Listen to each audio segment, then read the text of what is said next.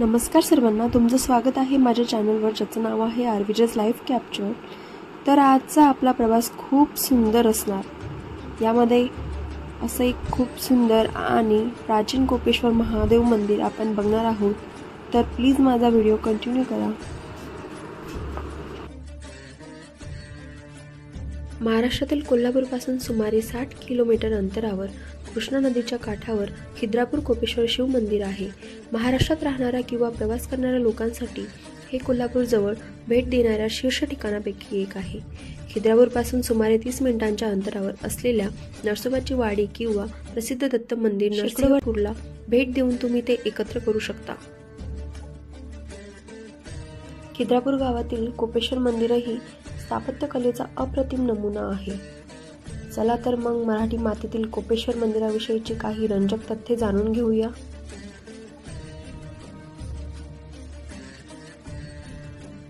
जवळपास 900 वर्ष जुने असलेले हे मंदिर म्हणजे भारतीय संस्कृतीचा एक अद्भुत वारसा आहे। या मंदिराची रचना करताना हे पूर्ण मंदिर 95 हत्तींनी आपल्या पाठीवर उचलून घेतलेले आहे असे दर्शवण्यात आल्याचे आढळून येते।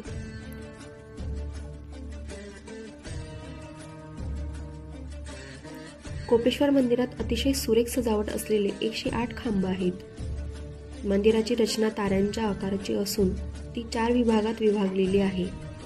मात्र या सगळ्यांवर कळस म्हणजे इथला स्वर्गमंडप। स्वर्गमंडप 48 खांबांवर उभा आहे। यातील प्रत्येक खांब म्हणजे तंत्रज्ञानाचा अत्युच्च आविष्कारच म्हणावा लागेल।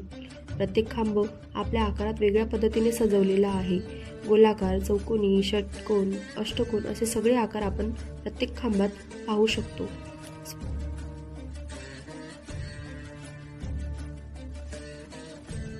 स्वर्गमंडपाच्या मुख्य खांबांच्या 3 वेगवेगळ्या रचना असून हा संपूर्ण मंडप म्हणजे विज्ञान, तंत्रज्ञान, गणित, कला, संस्कृती, स्थापत्यशास्त्र यांचा उत्तम संगम असल्याचे पाहायला मिळते।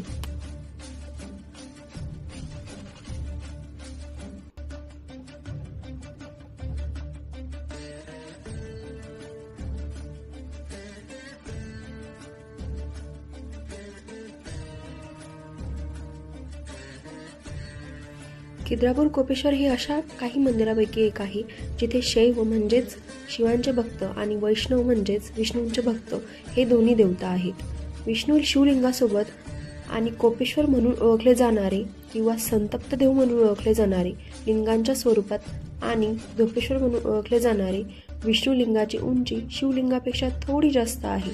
हे भारतातील अद्वितीय आणि प्रसिद्ध शिव मंदिरापैकी एक आहे।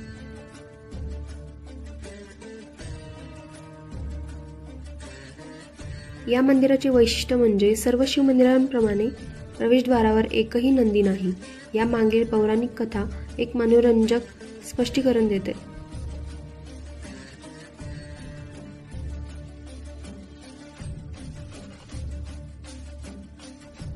असे मानले जाते की राजा दक्षला त्याची कन्या सतीने भगवान शिवाशी विवाह करणे पसंत नव्हते।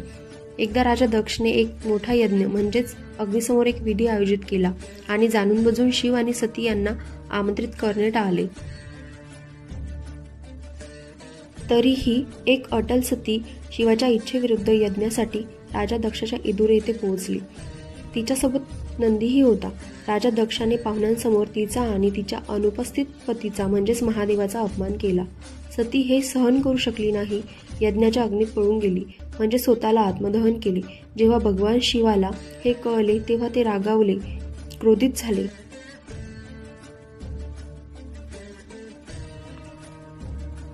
महादेवाने राजा दक्षाचे मस्तक तोडून त्याला शिक्षा केली आणि रागाच्या भरात तो संपूर्ण जगाचा नाश करण्याच्या मार्गावर होता। भगवान विष्णूने शिवाला शांत केले आणि त्यांनी दक्षाचे डोके पुनर्संचयित केले, परंतु नर बकरीच्या डोक्याने। असे मानले जाते की शिवाला शांत करण्यासाठी भगवान विष्णूने खिद्रापूरला आणले होते, म्हणून मंदिराला कोपेश्वर म्हणजेच क्रोधित ईश्वर असे असामान्य नाव मिळाले। शेकडो वर्षापूर्वी बांधण्यात आलेल्या वास्तूंची भव्यता, व्यापकता पाहिली, त्यामागील काही रहस्य तथ्य ऐकली तर केवळ अचंबित व्हायला होते।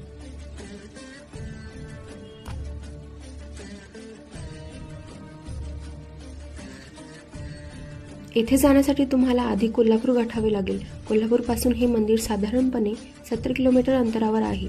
येथे तुम्ही इचलकरंजी मार्गे किंवा हुपरी मार्गे जाऊ शकता।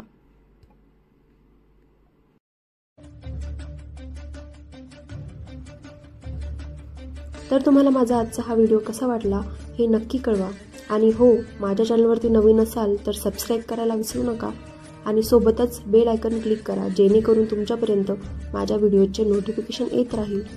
चला तर भेटूया नेक्स्ट व्हिडिओमध्ये। Thank you.